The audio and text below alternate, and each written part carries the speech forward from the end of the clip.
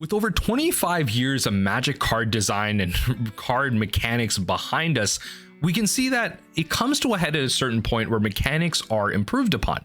They're iterated, whether for the better or for the worse, and that can lead to power creep, where cards are straight up better than previous versions of them. They could have the same mana cost, similar power toughness, but the ability on them is just better, or they're higher power for a lower mana cost. We've seen this with the evolution of vanilla creatures, commons that you see all over limited formats that just have more and more keywords to them, which is absolutely crazy when you think about it. But this video specifically, I want to talk about the power creep of certain mechanics coming out of the Lost Caverns of Ixalan. With previews going full swing this week, there are two specific mechanics that I think are going to have some long-term implications that no one is talking about just yet. No one is discovering how crazy the eternal formats, even modern, can get with mechanics like this.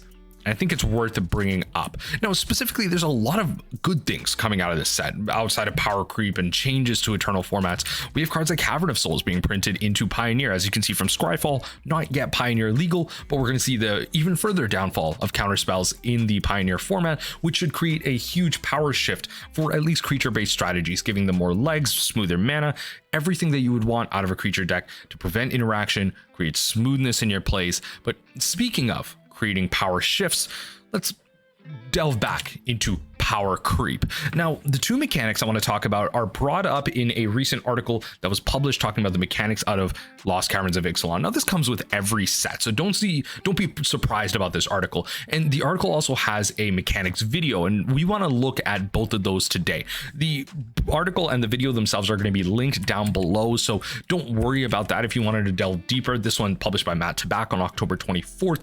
They have the craft mechanic, they have the descend mechanic, they have the discover mechanic.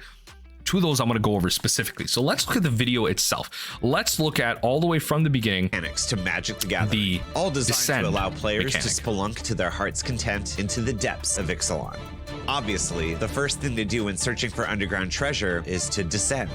This takes on a few different forms that all reward you for putting permanent cards into your graveyard. The new ability keyword descend with a numeric. So I'm just going to spoil this here. This mechanic is literally just a strict upgrade to Threshold, in my opinion. This is just a strict upgrade to that, and we're going to discover more of that later. So just let's listen to this and hear them talk about what this means. Number of cards that improve or gain new abilities once there are that number of permanent cards in your graveyard. The horrific Uchbembak can come back from your graveyard once you have 8 cards in pace. Descend 8. Other cards get a bonus if a permanent card was put into your graveyard from anywhere this turn. Seen here on the Myco Tyrant, the fungal overlord of the caverns who spreads black fungus for each descent. So this one I think is even more important, specifically referring to cards entering the graveyard themselves. If you descended, I think this is the more abusable mechanic, and this is just like a legendary. This, the Myco Tyrant is going to be big in Commander, but I think for our Eternal formats and Modern themselves, I think a mechanic like this is really important. So again, I want to bring up the fact that this is a strict upgrade to Threshold. For those of you newer players, you may not be aware of Threshold, but watchers of this channel may be aware of this from my One Land Spy videos, where we relatively commonly abuse Cabal Ritual. 2 mana for 3, but you have Threshold, so 7 or more cards in your graveyard. Then you can have this for 5. Threshold always referring to 7 cards in your graveyard. And we're going to see that with some other examples here. But Discover, it has 3 different versions. You have kind of Fathomless Descend, which can have cards that get better and better, which each time you descend, or you could have Descend 4, Descend 8, but then Threshold only refers to 7. We have other examples like Nimble Mongoose and Legacy, which was a 1 mana 3/3 with Shroud, a relatively powerful threat in the old days of Legacy. Relatively now too, people will force this card, but Shroud on a 3/3 is really powerful, especially in fetchland formats.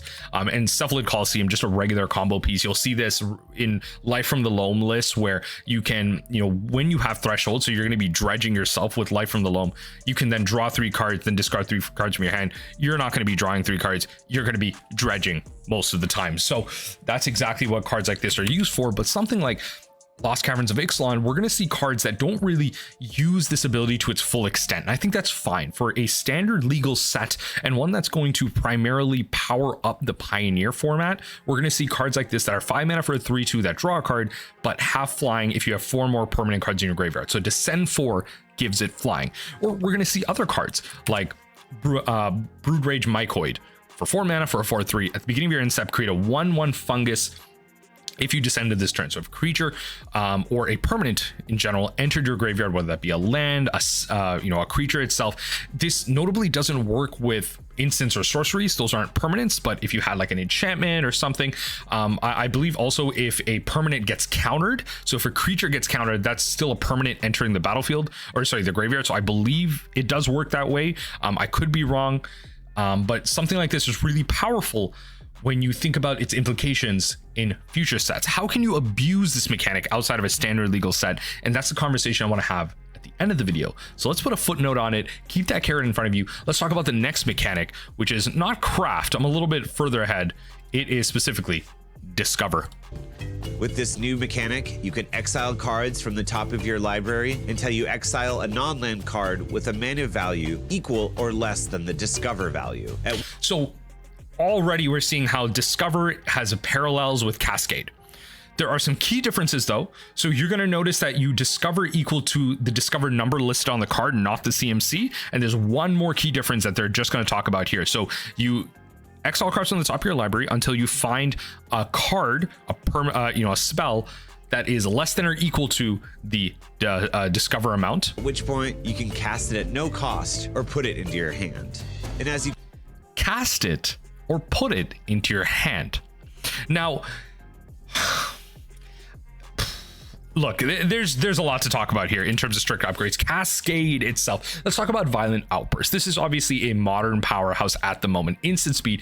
Cascade, which says when you cast a spell, exile cards on the top of your library until you exile a non-land card that costs less. Now, that's what's important here. You have to cascade to a non-land card that equals less than the CMC of the card, so you're restricted to the casting cost of the card. Whereas you saw in the previous example, that was a 4 mana card would descend 3, so or discover 3. That means that you look for equal to or less than the discover amount. So that's first and foremost. You could cast a 2 mana card with discover 3. And then you're looking for a potentially another 2 mana card. You're looking for a 3 mana card, and then the second difference I want to talk about in a second, after highlighting that Violent Outburst obviously being used with Living End and Crashing Footfalls, the other mechanic that this doesn't take into account is, recall that Cascade lets you cast the card if you want to. It's a May ability. But then if you don't cast the card, it just goes back into your deck. And for the purposes of cards like Living End, that's actually relatively powerful. You don't want that card in your hand. You can obviously exile it to a grief, but something like Crashing Footfalls, sometimes you do want that in your hand.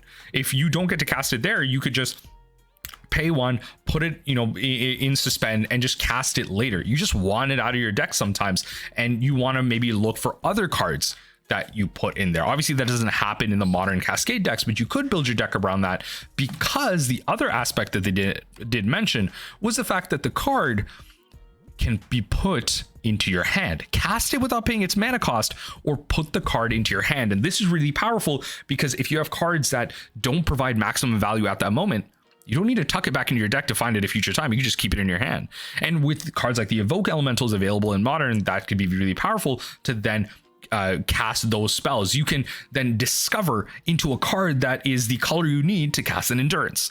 And now obviously discover in this case happens as a sorcery specifically for these cards. So discover is not locked behind the sorcery side of things. It could be cast at instant speed unless this restriction of activate only as a sorcery is there. So again, you can discover equal to or less than the discover cost.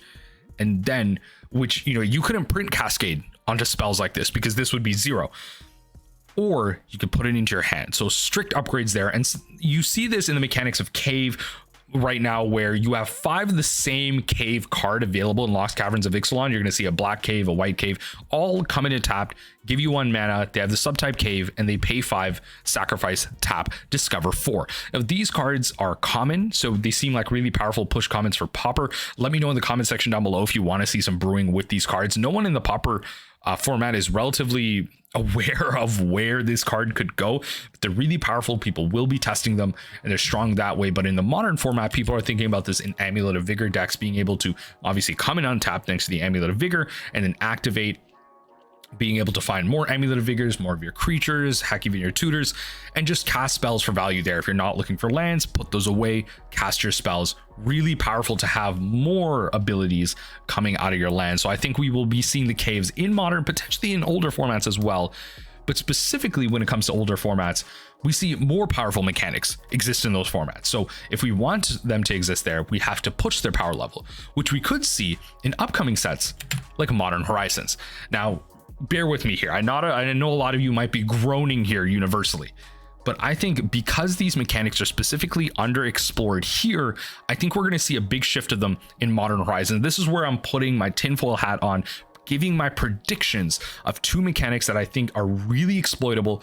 And because there's strict upgrades to what we already see exist in the modern, legacy, vintage formats, I think having them in Modern Horizons is a no-brainer. If you descended this turn, do this ability, discover at instant speed, discover on an untapped land, discover on a sorcery. Imagine you just had like a 2-mana instant that says, I don't know, scry 1, then descend.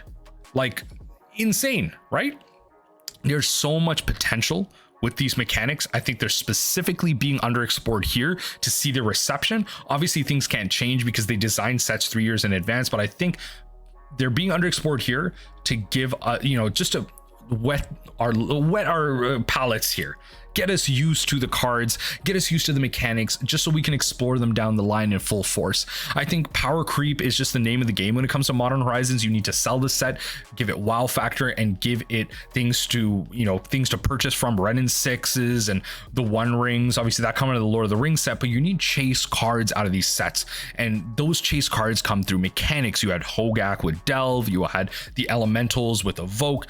Bringing back old mechanics isn't going to get everybody excited, but bringing back old mechanics that you just introduced that people are fresh with and that new players are familiar with, I think is even smarter, because you're not bringing back just the old players that remember Threshold. You're bringing back the new standard players that remember and still are playing with the increased standard rotation cycle, still remember effects such as the upgraded Cascade, the upgraded Threshold. And I think this is where we're heading down, and I want everyone to pay attention to where we could be seeing these mechanics in the future. Now let me know in the comment section down below if you think I'm completely off base, if these mechanics are not powerful themselves, there are downsides, they aren't strict upgrades. I want to hear all about it in the comment section down below. Let me know. But if you want to see more videos like this, exploring mechanics, going through some spoilers, and heck, if you want to see that Pauper video going and kind of building with the caves, I want to hear it in the comment section down below. Let me know what you think, and let me know if that tinfoil hat is just a little too tight on my head.